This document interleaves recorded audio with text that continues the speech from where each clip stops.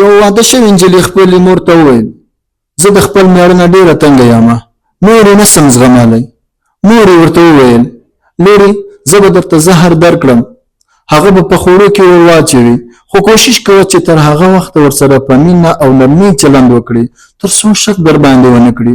څو ورځې وروسته چې مېړه یې کار ته لاړه نجلۍ بېرته مور ته لاړه او ویې ویلې مور یې اوس هغه بالکل بدل سوی دی ډېر راسره مینه کوي زه نور نه غواړم هغه زهر ورکړم.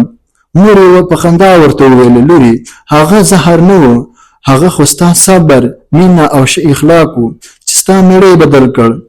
د دې څه دا سبق اخیستل کېږي چې تاسو خپله مینه او محبت په بیړه مه خرابوئ بلکې تاسو مینه وکړئ صبر وکړئ او ښه اخلاق وکړئ چې ستاسو کور او په سکون او خوشحالۍ سره تیریږي.